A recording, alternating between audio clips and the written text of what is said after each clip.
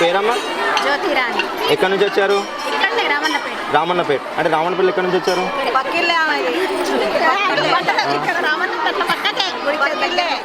అంటే ఇలా బతుకమ్మ రెడీ చేశారు కదా, అంటే ఏమేమి పూలతో రెడీ చేశారు? తంగేడు పువ్వు, గొనుగు పువ్వు, గోరంట పువ్వులు, గుమ్మడి పువ్వు, ఐదరిక్కర పువ్వులు, అన్ని పువ్వులు. అంటే ప్రసాదాలు ఏమేమో మళ్ళీ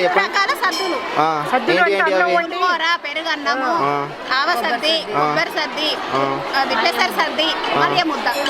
అంటే సత్తి పిండి ఇవన్నీ అంటారు కదా, పెట్టారా?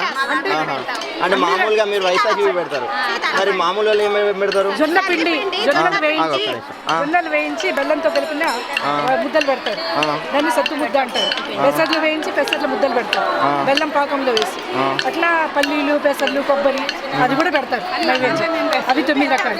కోమట్లో ఒక రకంగా, మిగతా వాళ్ళు ఒక రకంగా, ఒక్కొక్క వాళ్ళకి ఒక్కొక్క రకం ఉంటుంది. బయట నుంచి వచ్చే సంస్కృతి సాంప్రదాయాలు, నీతి నిజాయితీలు ప్రతి ఒక్కరికి తర్వాత తరం వాళ్ళకి అందచేయడానికి ఇది ఒక ఆనవాయితీగా ఎప్పటి నుంచో నడుస్తూ ఉన్న పండుగ. ఎంత బద్ధకస్తులైనా సరే బతుకమ్మ పండుగ వచ్చిందని అంటే ఎంతో ఉత్సాహంగా జరుపుకునే పండుగ బతుకమ్మ పండుగ. అంటే ఇప్పుడు గవర్నమెంట్ మనకి ఎక్కువ ప్రాముఖ్యత ఇస్తాను, మీరు ఇచ్చే సందేశం? మన తెలంగాణలో బతుకమ్మ పండుగ పెద్దది కాబట్టి ఆ బతుకమ్మ పండుగ ద్వారా అయినా సరే తెలంగాణ ప్రజలకి ఈ కొత్త తరంలో అన్నీ మర్చిపోయి ఇలాంటి ఈ తరం ప్రజలకి అన్నీ చెందడం కోసము బతుకమ్మని గవర్నమెంట్ సంప్రదాయ పండుగగా పైకి తీసుకొస్తుంది. ఈ రోజుల్లో అందరూ మర్చిపోతున్నారు, ప్రతి సంప్రదాయాల్ని మంచిని అన్నీ మర్చిపోతున్నారు. అలా కాకుండా ప్రతి ఒక్కరు అన్నీ నడిపించుకోవాలి, అందరూ మంచిగా ఉండాలి, అన్నీ తెలుసుకోవాలి అని కోసం అలా చేయడం కోసం గవర్నమెంట్ ఇంత బాగా చేస్తున్నందుకు చాలా హ్యాపీగా ఉంది. రాములోడు ఎదురాయనమ్మో ఈ వాడలోన, రాములోడు ఎదురాయనమ్మో ఈ వాడలోన, చిత్తూల బొమ్మ శివుని ముతుల బంగారు బొమ్మ దొరికేనమ్మో ఈ వాడలోన. బిందె తీసుకొని రమణి నీళ్ళకు పోతే రాములోడు ఎదురాయనమ్మో ఈ వాడలోన అన్నారు కదా. ఆడపిల్ల యొక్క ప్రతిష్ట, కీర్తి ఎలా ఉందనేది మనం ఈ బతుకమ్మ ద్వారా తెలుసుకోవచ్చు. బతుకమ్మ అనేది ఆడవాళ్ళ పండుగ, మెయిన్లీ ఫ్లవర్స్ పండుగ. ఎన్ని ఫ్లవర్స్తో మనం బతుకమ్మ పేర్చామనేది ముఖ్యం కాదు, ఎలాంటి ఫ్లవర్స్ అయినా, మెయిన్ తంగేడు, గునుగు, దాని తర్వాత ఎలాంటి ఫ్లవర్స్తోనైనా కూడా ఆడవాళ్ళందరూ చేరి కలిసిమెలిసి సంతోషంగా జరుపుకునే పెద్ద పండుగ ఆడవాళ్ళది బతుకమ్మ పండుగ. కులభేదాలు లేకుండా కలిసి చేసుకునే పండుగ, కులభేదాలు లేకుండా కలిసి చేసుకునే పండుగ. అంటే వైశ్యులని, బ్రాహ్మణులని, చిన్న పెద్ద ఇదేం లేకుండా అందరు మహిళలందరూ సౌముఖంగా చేసుకునే పండుగ ఇది. ఇది ఎన్ని రోజులు చేసుకుంటారు? ఇట్లా 9 రోజులు డైలీ ఇట్లా ఆడతారా?